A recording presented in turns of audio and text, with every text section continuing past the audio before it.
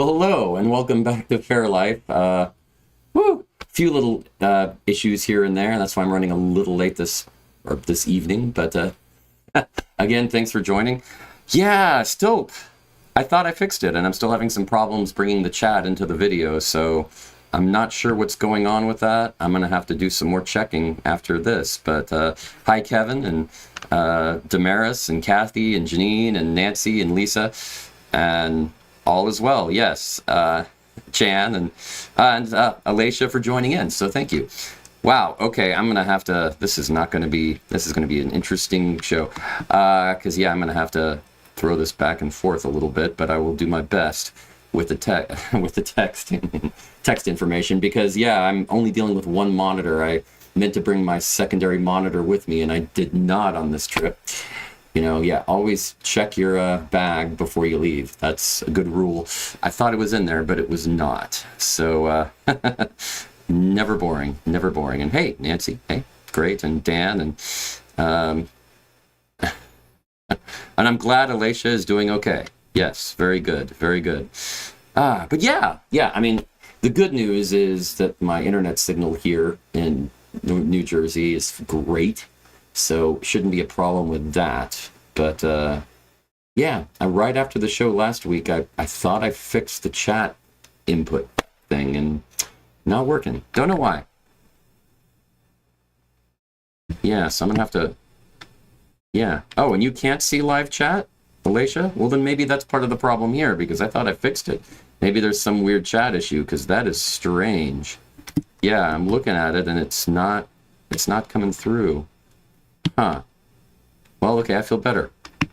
But it's not coming through YouTube either, so I don't think it's just that. Something quirky.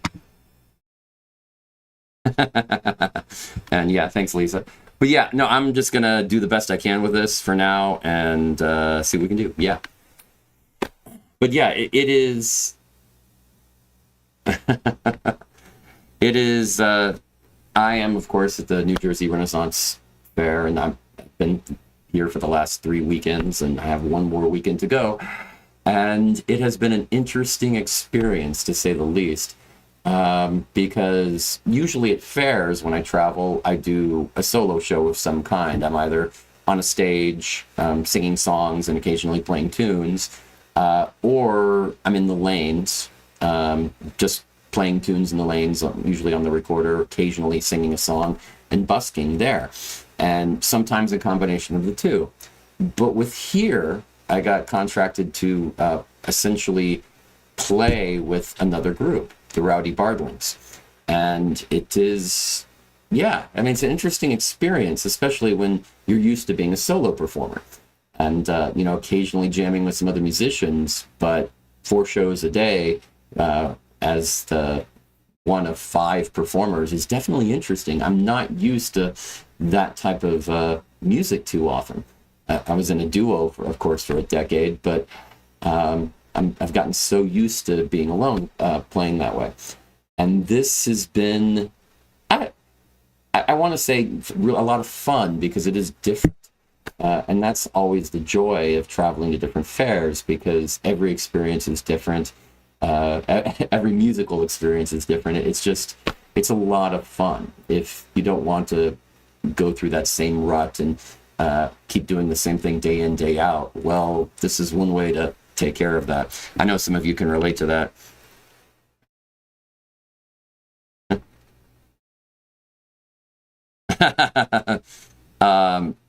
Yeah, Damaris is asking if, does that mean that I'm a gun for hire? Well, I wouldn't quite phrase it that way, because my old bandmate was named Mark Gunn, so that just seems weird to me to phrase it. But no, I mean, potentially. I mean, that's kind of the whole thing about being a musician on the road. I mean, different venues want you for different things. And for instance, at New Jersey, one of the things I do is they hired me to be one of the Rowdy Bardlings, but they also said, hey, we can pay you a little extra if you can help us with the sound at this stage, because this is one of the big stages and it's a lot of work. And if you could do that, that would help out a lot.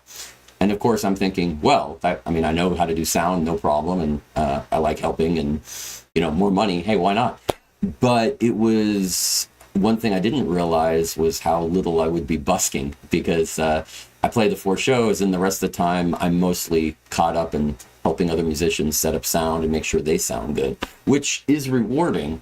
But I'm actually playing a lot less music than I'm used to at a fair, which is odd. I appreciate the difference, but it's not something I necessarily want to do all year round. I like filling up my day with music. That's why I do this. So, but because this is just, 1 month out of the year, that's no problem. And it is rewarding. Yeah, I mean, it is.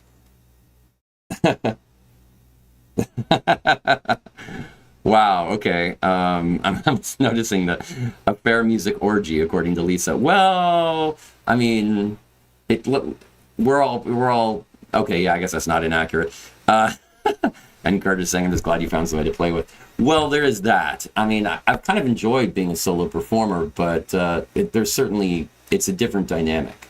And I think it's been good to kind of keep it fresh in order to just continue being used to playing with other musicians, because you can get into some bad habits if you're so used to doing music one way, and it starts to become very foreign to do it any other way, and you don't want that. I mean, so I always like mixing it up and trying to do a lot of different things if I can. Oh, and Dan said I didn't even get to see me solo. Well, I didn't really play solo when I was there. Not much. I think so far in the last 3 weekends, I've busked alone once for like 25 minutes or so, and that's it. I've busked with a few other people, because some of the rowdy bardlings, they like to go out and busk, and they're like saying, hey, you want to come? So I'm like, okay, I'll help out and jam with y'all, and that's always fun. It's just, yeah, I really haven't. So I don't know, I'm trying to remember if that was when you were there, if that was the day I did it. So you might not have even had the chance, Dan, so don't feel bad. And yeah, Damaris is just saying, I just think I'd like to be hired. I totally get that. I mean, hey, it's just nice to get a job, right? And you're not wrong. But that's why I like that I can do several different things. It makes it so much easier. Diversification is, I think, it's the key to being an artist these days. It's really difficult to do one thing, and that's all you do. It's really difficult. If you're really famous for it, you can get away with it.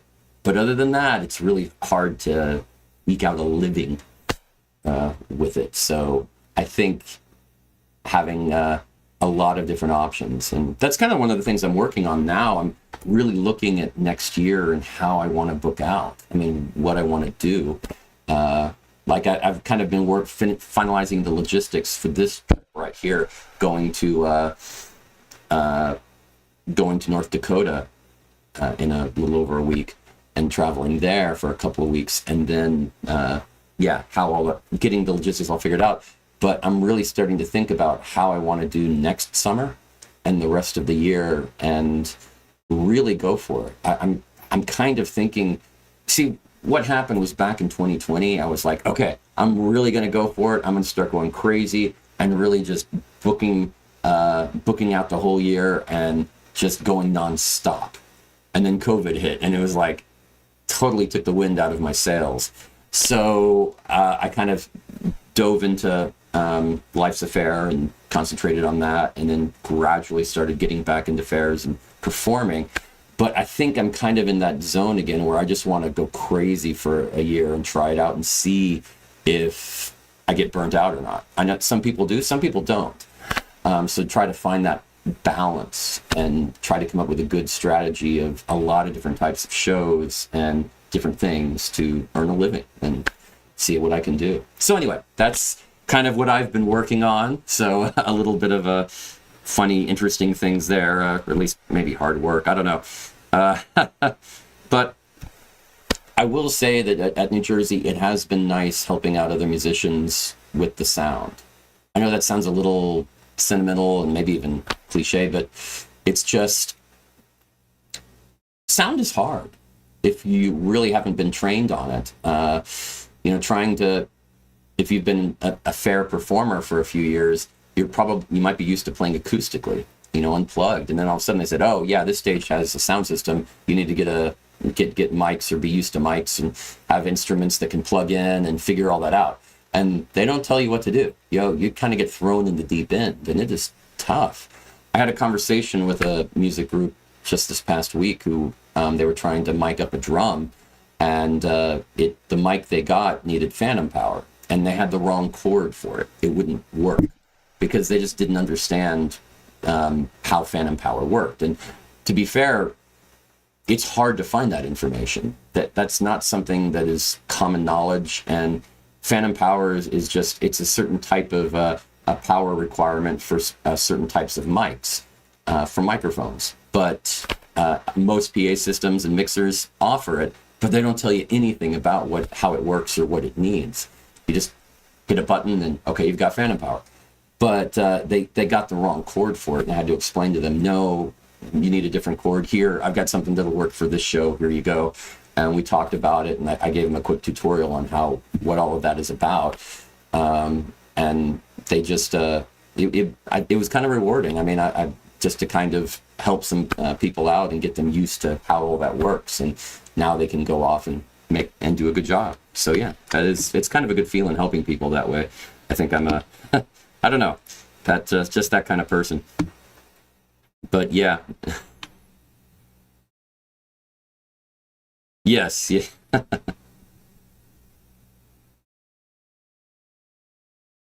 Right, a fair life while living a fair life. Yes. I mean, don't worry, I'm not planning on giving up fair life or life's a fair or anything in the future. If you've noticed, I'm still trying to maximize what I can do on the road remotely, and that will be a huge part of my plan and strategy. That is what I'm working on. And Kurt, yeah, I totally, I have a love-hate relationship with how fairs are going. Some of them, I mean, the unplugged fairs, yeah, I mean, it used to be that was most all of them. When I first started doing fairs, most fairs did not plug in. It was all acoustic or mostly acoustic.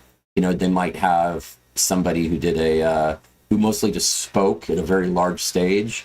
They would have a headset mic that they would use to just so they could be heard within the group of 300 people. And maybe the person announcing the joust, when you have hundreds of people watching, they would have a headset mic, but otherwise not really. And it's come to a point where there are some fairs you won't find an unplugged stage. And some fairs, you might find a few small stages that are unplugged, but a majority of them are amplified. So it's really weird. And I don't mean that as a negative, it's just different. And I'm still trying to get used to it. I think my biggest gripe historically has been that some of the fairs are very much about historical accuracy, and they're like saying, oh, you can't have your cell phone out, and you always have to wear a hat no matter what, and oh, I don't even want your a tuner clipped onto your guitar. Okay, when you have to use it, I can accept that, but try to go backstage and make sure you take it off immediately. And they get really obsessed with that, and then they have speakers showing up on the stage with microphones with all this stuff on there, and you're just kind of like, right. I mean, there's always been a level of hypocrisy, but I think part of it is they just didn't know an alternative. And I think what's going on is gradually the technology is kind of improved a little bit, and some of the options have improved, and they're lower cost, where you can set up a sound system that is mostly hidden, good for sound reinforcement, but doesn't really sound like an overly amplified sound. I hope fairs will keep trying to progress towards that, and that's the dream. Yeah. Yeah, and okay, yes. Alicia is saying yes and no when you're a storyteller immediately next to story also. Yeah, I mean, and that's the thing. I mean, people who just speak, if you have a small stage with just, a few benches and that's it, okay, you can probably get away with that. But if you have a stage of any size, I mean, you're going to blow out your voice. And I think it'd be a different story if the fairs were set up with stages that were built based on acoustics, where you could just speak on the stage and everybody in the audience would hear you. You can do that. It has been done, but stages are normally an afterthought. They're like, oh, I've got an empty spot there, let's do a stage. I get it. That's kind of how, I mean, there's a lot to a Ren Fair. You can't just, it's hard to just give one aspect of a Ren Fair preferential treatment on organization. I get that. And a lot of people who run Ren Fairs are not audio engineers. They don't, that doesn't really occur to them. So I get it. They just say, I'll just put some speakers up and we're good. And it's not really a concern. But it would be for me. So I guess that's just my type of thing. Yeah.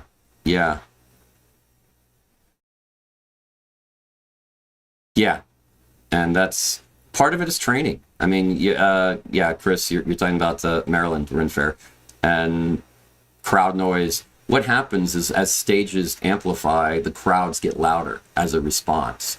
And crowds can be trained. I mean, if people are too loud on a unplugged stage, other people will tell them to shut up, and they will. I mean, they can be trained to do that. But if a lot of the fair is plugged in, they get used to being loud. And you use the voice you're used to. If you have to speak up at one place, you're going to use the same voice down the road. And that's the thing. I mean, they can be trained, but you have to focus towards that. Yes. And you're right, Paulo Garbanzo and Vixens and on guard. Yeah, they'll have to be heard. And Dan, I like the idea of a balance between authenticity and audience comfort. I think that's a good point. And historical accuracy is relative. And there's not one way to do a Ren Fair as well. I mean, there's the whole wide range. There's the whole concept of, making it incredibly authentic, as much as humanly possible while still having reasonable toilets, to, medieval times. And essentially it's just a themed dinner theater and approaching it that way. I mean, there's a wide range, and I get that. And I'm not saying any of one of them are necessarily wrong, but they are different. And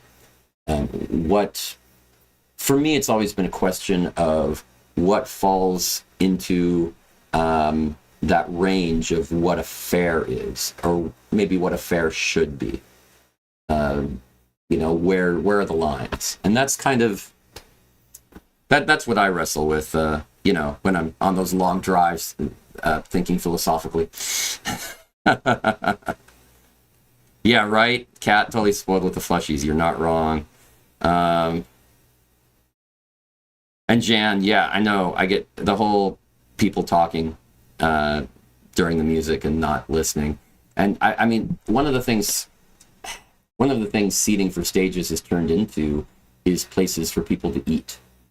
And they're like, oh, I need to sit down. And fairs tend to not have enough kind of picnic benches type setups for people to eat. And there are plenty of people that feel weird just sitting on the ground or on the grass and having a little mini picnic. It's just weird to them.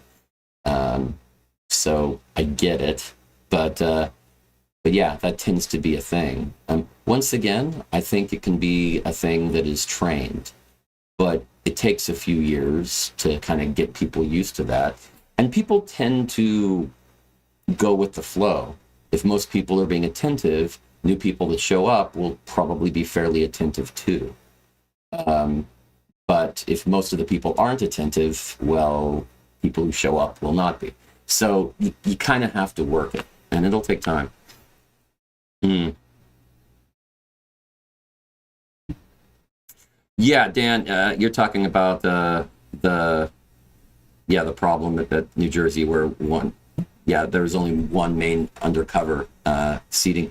You're right and you're wrong, because that one big area, because it's at a fairgrounds, so they have some permanent structures and flushies and all. I mean, they have a good infrastructure, but yeah, one of them is a very large covered area. So how it's been set up is half of it has a stage on one end and seating to watch the show, and then the other half is just sort of picnic area, and then on the far end is where they sell beer and where you can get drinks. So you kind of get like half of it is set up as a place to watch music, and the other half you can talk and hang out. And it's worked out. I mean, the problem I've run into, because that's the stage I'm at, and that's where I run the sound, is it ends up having to be louder than you would normally like because of that, in order to be heard. I've tried to make a balance, and I've talked to the different music groups around to say, hey, are we too loud? And the different coordinators and everything saying, hey, is this too loud? What can we do? And so far, I think what I've been told is I'm getting towards that, but I haven't hit it. I'm okay. And that's been good. I've been trying to watch out for that. And I think people have appreciated it, so that's good. Yes, and Chris, yeah, the patron song. Yeah, you're not wrong. I mean, it's people can be weird, but I it's kind of like kids, where you say, hey, that kid's just a bad kid. No, they have a bad parent. There's a lot of parents that just haven't done well with their kids. I mean, it's not always the parent's fault, but kids tend to follow the parent's lead, and that's a problem. So I think that's kind of it. Yeah. Well, yes. I mean, yeah. Yeah, terrible. Yeah, some stages are just too much. Yeah, in Malaysia, you don't have to scream into mics. One of the problems I have with the way people are mic'd is, in sound engineering, it's called presence. That's the word that we use to describe the phenomenon. Where, if generally, I prefer that the sound comes to people like they're sitting in the front row center at an unplugged show, and that's kind of how the sound hits them.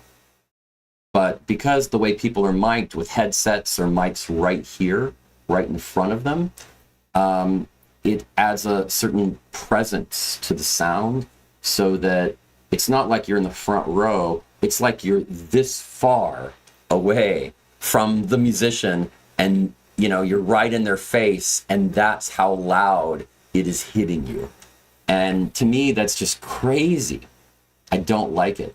So generally, like for instance, for me, one of the things I've done is I put a mic in my hat up here, right underneath a little micro lav, and it's not right next to my mouth, it's up here, and I have to boost the gain a lot to get a decent sound out, but it does work. And that way, it's that far away, but it's still, that's a huge difference between here and here. So it does make it a little more relaxing, not so much in your face sounding. And I think that's helped at a lot of my shows. So that's how I've tried it. But, I mean, there's no... People are trained when they work with, the standard microphones that are in front of them on a mic stand to kiss the mic. That's the rule. And that goes right to rock music and pop music and all of that, because there's so much noise around. You want to make sure that you're the dominant sound that gets into that mic, and the best way to do that is to be as close as you can. So anyway, I mean, I can go into a whole mic discussion, but that's I think a little beyond what we should be talking about. Yeah. Kurt, so you're just talking through your hat. That's great. I like that. Yeah. Uh-huh. Yeah, undercover food hall type area with a stage, as well as where the blacksmith demo was. Yeah, I mean, you get when you start doing stuff like that, it can be really crazy. Yeah, and Dan, that's exactly where I got the idea. It was total Broadway type of approach, where putting it in your hairline or in a hat or something like that was uh, it's a great way to do it, to hide the mic, but also to not have that presence. And I mean, let's see, I don't know if I can actually simulate that. I'm going to try. So here's how I normally record the show, like right here. So this is how it normally is. And this is how it sounds with very close proximity. So see if you can tell a difference. I really can't hear it, but because I don't have headphones on, but that should give you an idea. And now we're back to how it normally is. See? I don't know. Could you tell? I have some filters on, so I might be minimizing that effect, but that should give you an idea. Yeah. So something to check out. I don't know. Really weird, but that's the way. Yeah, big difference. Okay, thank you. Thank you. Thank you. Okay. And that's I know there's probably a volume difference, but so that disregard the volume change, but it's the presence. And if you can kind of comprehend that. So yeah, it is different, Kathy. It's a different flavor. And I know that's, like I said, normally I would lower the volume and then it would still be the same volume level, but it would still be different. So hopefully you can perceive it. Anyway, yeah, let's go ahead and, yeah, I was just, Alicia, I just saw that. Yeah, it's at 7:30, so yeah, I was just about to say that myself. Yeah, we're already getting there. Yeah, so let's go ahead and jump over to the Faire list because, yeah, it's, wow.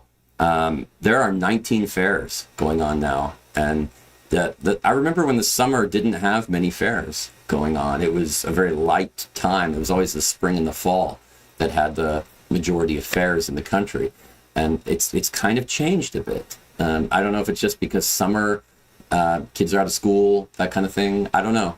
It's really it's been an interesting thing to watch that change. So yeah. Anyway, here we go. Let's let me get let's get this up and go to the fair map. Here we go. Yes. And as you can see, a lot of the fairs are out of the South now, with the exception of the Lone Fair and the Lone Star State in Texas, and the one in Southern California, and the rest are kind of more the middle of the country and some in the north. But yeah, you're going to find that because it is really warm in the summer in the South. Of course, you'll also notice that the fairs that are there in Southern California and Texas near the coast. So they're getting a little, bonus wind, and it's a little cooler than it is farther into the states, away from the water. So it's more humid, but it's at least a trade-off. So I think that's why they do it. Let's jump into this. Okay.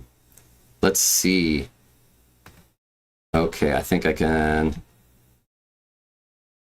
get this going. Yay! Okay, at least the laser pointer works. That's the important thing, as we all know. Yeah, right? At least that.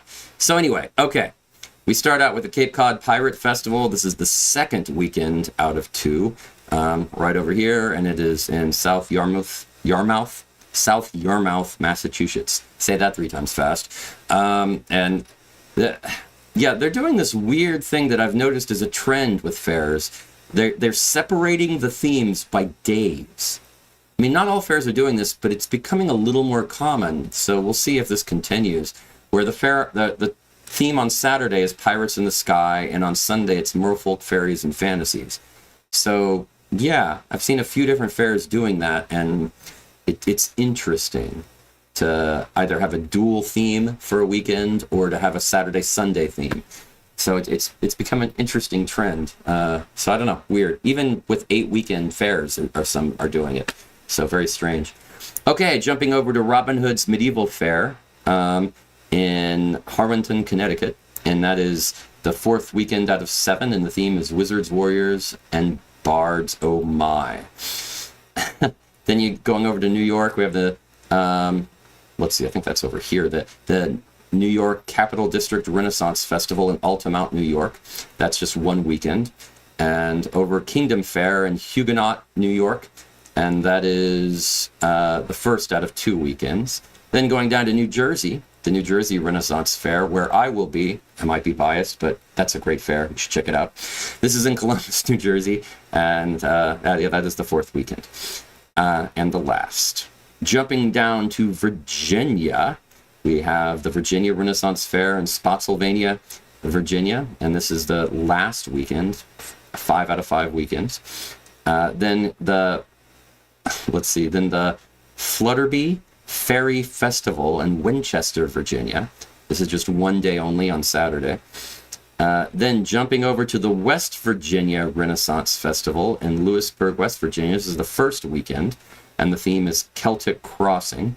So first weekend out of 4. Jumping over to Kentucky, we have the Kentucky Highland Renaissance Festival in Eminence, Kentucky. This is the 2nd out of 8 weekends, and it is Pirate and Children's Weekend. So like I said, they have Pirate and Children Weekend. So dual theme for the weekend. Kind of a strange trend, like I said. Jumping over to Michigan, we have the Canterbury Village Medieval Fair in Lake Orion, Michigan. This is the 2nd out of 2 weekends, and the theme is Pirates. Going down to Missouri, we have the White Hart Renaissance Fair in Hartville, Missouri. And this is the 1st out of 3 weekends, and the theme is Fairy and Pirate Weekend. Then jumping over to Kansas, we have the Silver Sage Renaissance Festival in Garden City, Kansas. Just one weekend only, so just this weekend. And then jumping down to Texas, we have the Southeast Texas Renaissance Fair I mentioned earlier in Cal, Texas. Yes, this is the 4th out of 5 weekends, and the theme is one of my favorites, a Celtic adventure. Going over to Colorado, we have the Colorado Medieval Festival. This is just one weekend only in Loveland, Colorado. Then over to West Jordan, Utah, we have the Woodland Fairy Festival at Gardner Village. This is the 4th out of 7 weekends. So a fairy festival lasting 7 weekends. It's just surprising, but they seem to be doing well. Going over to Idaho, we have the Sandpoint Renaissance Fair in Sandpoint, Idaho, just one weekend, so this weekend only. And then over to Oregon, we have the Oregon Renaissance Fair in Canby, Oregon. This is the 2nd out of 3 weekends. And then jumping down to California, over here, we have the Kronberg Renaissance Festival in Corona, California. And this is the 3rd out of 5 weekends, Pirate Weekend. And then jumping down to Alaska, we have the Three Barons Renaissance Fair. This is the 2nd out of 2 weekends, so the last weekend in Anchorage, Alaska. Woo! Okay, so there we go. Got it. Yay! Okay. I don't know how much we should really talk about this, honestly, because piratical kid, scary. I like that. Oh, brother-in-law lives in Loveland. Interesting. Oh, captioning makes it a fairy festival. I like it. That would be a very different thing. You are right. And you know, there are some places. I'm looking at you, Erie Canal, where I bet there are some interesting ferry options over there. And you know, with some of the Great Lakes, I bet they have some. Having a ferry festival might be an interesting thing. Yeah, Damaris, I had to. We're kind of cutting on time, and I still. I mean, there's so much stuff I could still talk about. Like, for instance, oh yeah, that HBO series Ren Fair. The first episode dropped yesterday, and yeah, I thought about doing I actually started working on a 7 reasons. 7 reasons there were inaccuracies and just all-out lies in that in that first episode, but I couldn't whittle it down to 7. It was, you know, even with generalities, I was like at the 20. It was really, there was so much that was wrong with that. It's essentially just a reality TV show set at a Ren Fair pretending to be real. And it's It has good cinematography. I think that's the nicest thing I can say about it. The problem that I have is that I've checked the Reddit feeds and Reddit forums, and they just people are taking it seriously, and that really bothers me. Not to say that there's not a lot of crazy drama at Ren Fair, because, well, there is. Let's be honest here, there is. But yeah,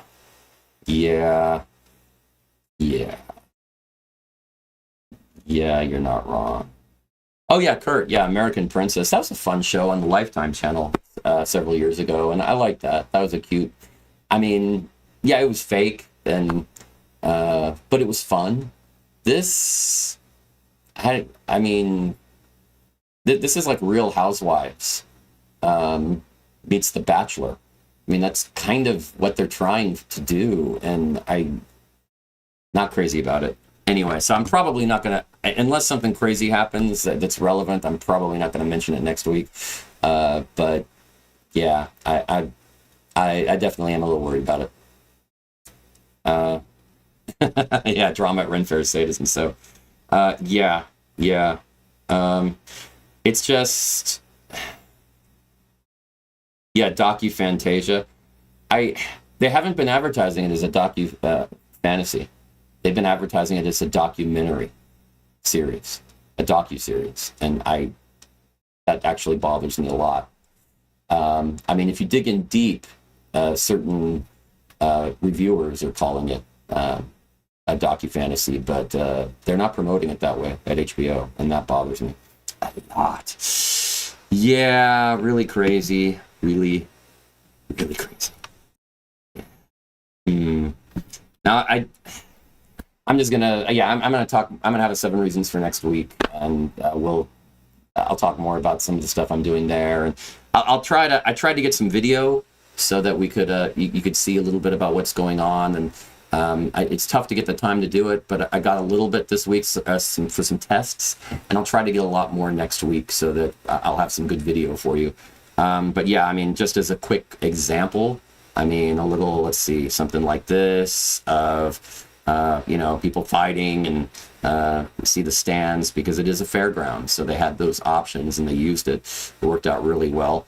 And then you've got stuff like, Vince Conway on the hammered dulcimer, and I got some video of him, and I'll be putting that together, and I also have some decent sound that I'll need to splice in with it, but I'll have something better for you next week on that, so something good to enjoy. So yeah, that's what you can look forward to. And Jan's going to be off overseas. Well, there are worse excuses, I will give you that. So all good, no worries. So yeah, that's I guess, yeah, it's already 8:42. I'm going to go ahead and call it here. But yeah, thanks for hanging out and enjoying. And yeah, I will. I'll have a lot more for you next week. And remember, I mean, it is the summer. It's hot, but it's not always fair. But it doesn't mean you can't have a fair life. So take care. I'll see you next week. Bye.